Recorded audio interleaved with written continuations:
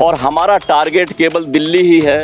दिल्ली को हमें सुंदर बनाना है, दिल्ली को बेरोजगारी मुक्त करना है, दिल्ली को जाम से मुक्त करना है और दिल्ली में जगह जगह कूड़े के ढेरों से, गंदगी से मुक्ति लेनी है। बिल्कुल। मेरा देखो, नेगी जी की बात ऐसी है, नेगी जी के बारे में जैसे मैंने सुना है, नेगी जी वो फूट डालो शासन करो वाली नीति है उनकी, क्योंकि वो बीजेपी के नेता है। तो बीजेपी जो सर्व समाज की पार्टी नहीं रही है अब, और आगे आने वाले समय में होगी भी नहीं। ये समाजों को बांटने वाली पार्टी है, ये केवल दिखावा करते हैं। मैं 34 साल बीजेपी में रहा हूँ, लेकिन बीजेपी में रहने के बावजूद भी मैं दुखी हूँ, क्योंकि ये आरएसएस वालों का ही दबाव से जो भी कुछ टिकट दिए जाते हैं, किसी को मंत्री बनाया जाता है तो आरएसएस वालों पे ही डिपेंड हैं ये। श्रीवास्तव जिंदाबाद जिंदाबाद, अरुण श्रीवास्तव जिंदाबाद जिंदाबाद, शाहिद भैया जिंदाबाद जिंदाबाद।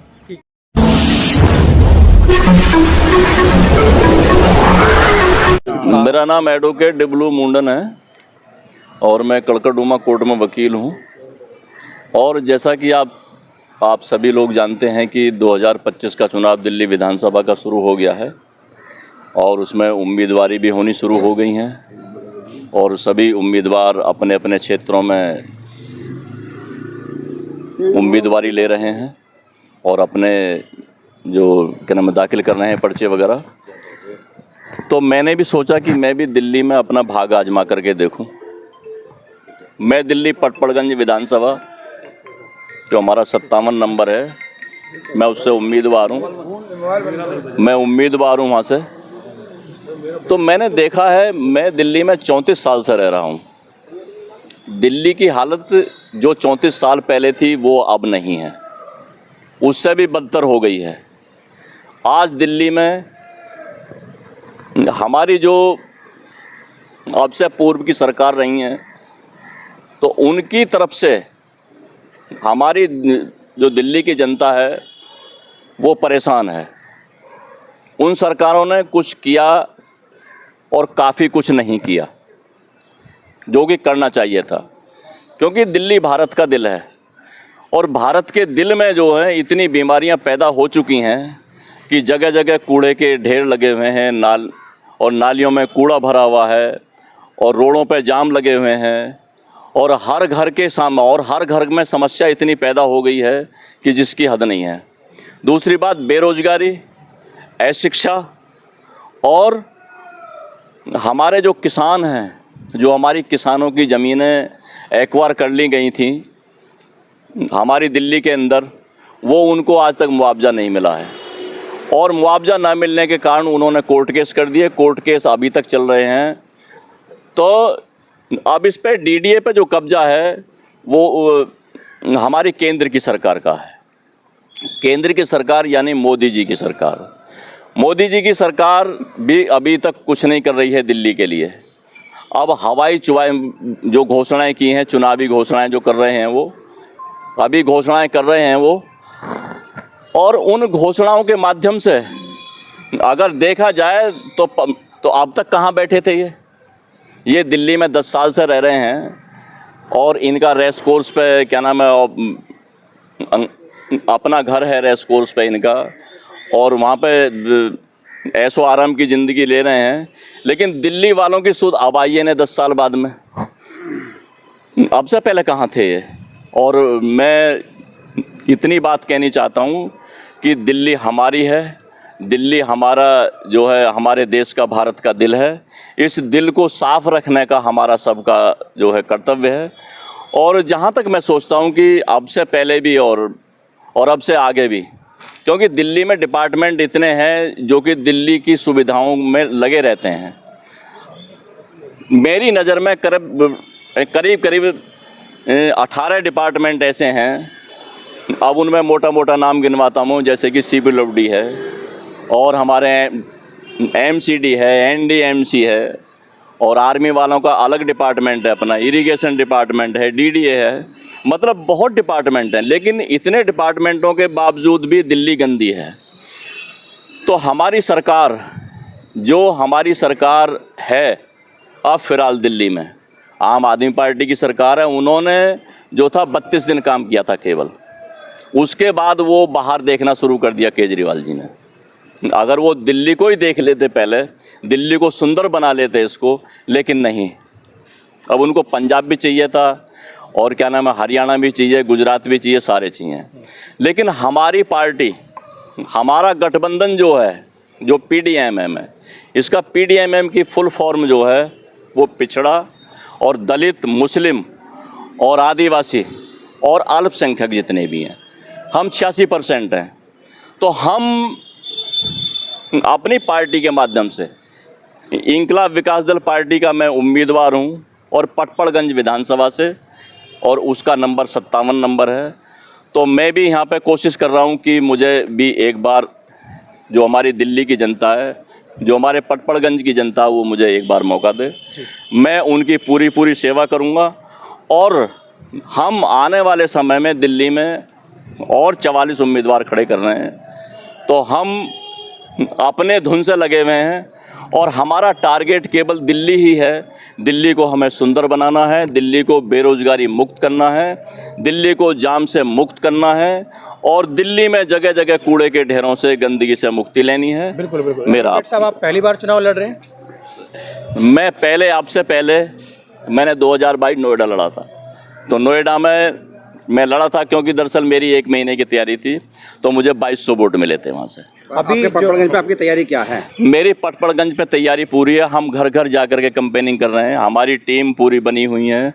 हमारे संजय गुर्जर जी और नाथू सिंह गुर्जर जी और हमारे गठबंधन की पार्टियां हैं, वो सारी हमारे साथ लगी हुई हैं। हम घर घर जा कर कैंपेनिंग कर रहे हैं। फिर भी मुकाबला किससे रहेगा? क्योंकि भाजपा की ओर से बड़ा चेहरा, आम आदमी पार्टी की ओर से बड़ा चेहरा, कांग्रेस से भी बड़ा चेहरा है, अनिल चौधरी है, ओझा है और नेगी हैं। नेगी तो खास करके बड़े प्रसिद्ध हैं पटपड़गंज के अंदर। देखो, नेगी जी की बात ऐसी है, नेगी जी के बारे में जैसे मैंने सुना है, नेगी जी वो फूट डालो शासन करो वाली नीति है उनकी, क्योंकि वो बीजेपी के नेता हैं। तो बीजेपी जो सर्व समाज की पार्टी नहीं रही है अब, और आगे आने वाले समय में होगी भी नहीं।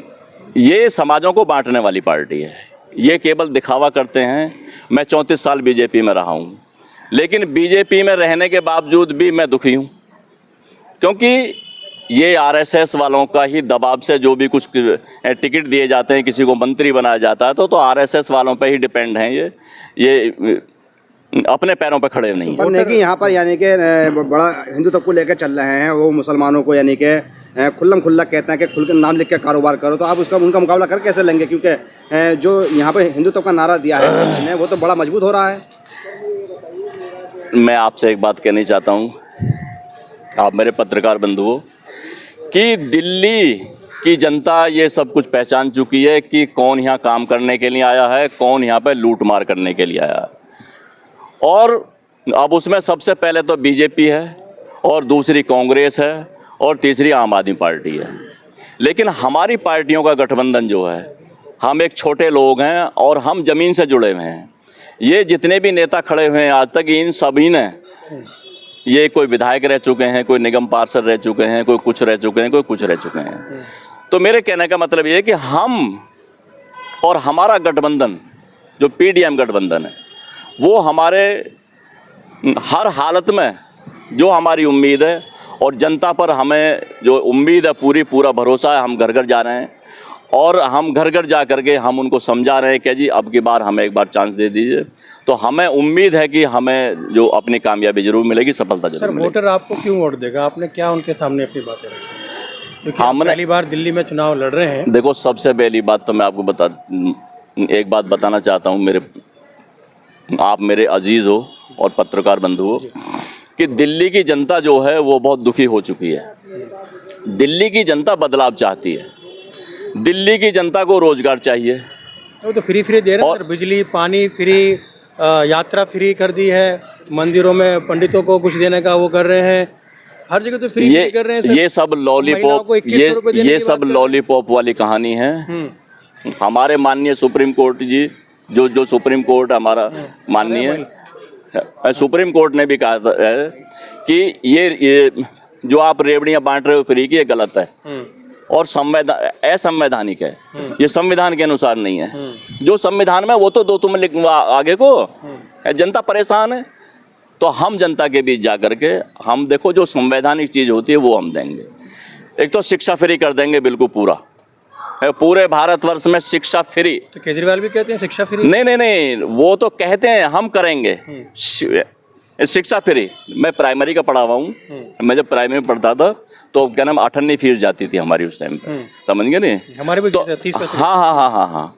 तो शिक्षा बिल्कुल फ्री और स्वास्थ्य फ्री, ये संवैधानिक भी लिखा हुआ है और हमारे बाबा साहब करके चले गए हैं इसको। तो हमारी पार्टियां लागू नहीं करती, वो बिजनेस बना रखा उन्हें। प्राइवेट हॉस्पिटल है और प्राइवेट एजुकेशन के स्कूल बने हुए हैं। किस प्रत्याशी से मुकाबला रहेगा आपका? मैं आपको बताना चाहूँगा कि हमारा मुकाबला अन्याय से है, असामाजिक तत्वों से है। हमारे जो प्रत्याशी मेरे सामने खड़े हुए हैं वो मुकाबला वो तो हमारे जैसे ही हैं। ओझा शिक्षा का मॉडल लेके आए हैं पटपड़गंज के अंदर। देखो मैं आपको बताऊँ, ओझा जी वो क्या नाम ओझा जी, हमारे ओझा जी अवध ओझा जी, वो ट्यूशन पढ़वाने में रहते हैं। उन्होंने पैसा अच्छा कमा लिया है वहाँ से, सब कुछ कर लिया है, ऐसी बात नहीं है। और अनिल जी भी हमारे गुर्जर समाज में पकड़ है सर। हाँ, गुर्जर समाज में पकड़ है। और दूसरी बात ये कि हमारे ओझा जी भी हैं और भी उम्मीदवार आ रहे हैं। और अब हमारी टक्कर मोस्टली जो है वो समाज जो बुराइयां दिल्ली में, जो कुरीतियां हैं दिल्ली के अंदर, उनसे मुकाबला हमारा। और किससे समझे? सीधा आपका फिर जी सीधा भाजपा से मुकाबला समझे फिर आपका? बिल्कुल भाजपा से मुकाबला हमारा सीधा, भाजपा से, कांग्रेस से और आम आदमी पार्टी से। और बुराइयों से, जो दिल्ली में बुराइयां हैं वो हमारी टक्कर उनसे है। तो क्या आप मानते हैं कि सारी बुराइयां भाजपा के द्वारा फैली हुई हैं ये? नहीं, ऐसा भी कुछ नहीं है। वो तो जितनी पार्टियां दिल्ली में सरकार करी है पहले, सरकार जिनकी रही है वो बीजेपी की भी सरकार रही है। और बीजेपी की सरकार में 3 मुख्यमंत्री थे, एक मदन लाल खुराना जी थे, उसके बाद साहिब सिंह वर्मा जी आए। मैं साहिब सिंह वर्मा जी के पास काम किया था मैंने साथ में, वो शालीमार बाग से जिताए थे मैंने, तो हम उनके साथ रहे थे। और दूसरी बात कि क्या नाम है, कांग्रेस की सरकार आई, दीक्षित जी रहीं उसमें सरकार में, वो भी रहीं। और अब आम आदमी पार्टी की 10 साल की सरकार रही है। तो कुल मिलाकर के दिल्ली का बेड़ा गर्क कर दिया इन्होंने। ये दिल्ली भारत का दिल है, अगर दिल ही साफ नहीं होगा हमारे शरीर का, तो हमारा शरीर कहाँ से काम करेगा? अभी जनता से क्या अपील करेंगे आप? मैं दिल्ली की जनता से और ख़ास तौर से अपने पटपड़गंज की जो हमारी विधानसभा है उसकी जनता से यही अपील करना चाहूँगा कि हमें भारी से भारी बहुमत वोटों से जिताएं। और मैं आपकी सेवा के लिए मैं 24 घंटे खड़ा हुआ हूँ। मैं आपके घर पे भी जा रहा हूँ और मेरे बैनर पे भी डायरेक्ट नंबर लिखा हुआ है मेरा। बाकी जितने भी उम्मीदवार खड़े हैं किसी के बैनर पर डायरेक्ट नंबर नहीं है उनका। और हमारी आगे ये और नई बात रहेगी कि हम अपनी सरकार बनाएंगे तो जो मेरा टेलीफोन नंबर है, ये टेलीफोन नंबर ही सभी के पास रहेगा मेरा। यही मैं क्या नाम है विनती करना चाहता हूँ जो हमारी दिल्ली की जनता पटपड़गंज की, कि भारी से भारी वोट दे करके और हमें सफल बनाएं। मेरा नाम एडवोकेट डिबलू मुंडन है और मैं इंकलाब विकास दल का मैं दिल्ली प्रदेश अध्यक्ष हूँ। और हमारा चुनाव चिन्ह छड़ी का निशान है। तो छड़ी ये दोनों काम करेगी। ये छड़ी बुढ़ापे का सहारा भी है और काम आने के बाद फिर लाठी का भी काम करेगी। और इनको जो भ्रष्टाचार की पार्टियां हैं ये सब अभी दिल्ली से बाहर का रास्ता दिखाएंगे। आप कह रहे कि इस बार लाठी चलेगी? लाठी नहीं चलेगी, छड़ी चलेगी। ये छड़ी बुढ़ापे का सहारा भी है। माफी चाहूंगा शब्दों को। हाँ, छड़ी नहीं, ये छड़ी जो है बुढ़ापे का सहारा भी है। ये सहारा भी देती है। और जब काम आता है इसका, जब कोई अन्याय होता है तो फिर ये जो है लाठी का भी काम करना शुरू कर देती है। लाठी का भी काम करना शुरू कर देती है। मैं ये कहना चाहता हूँ जी।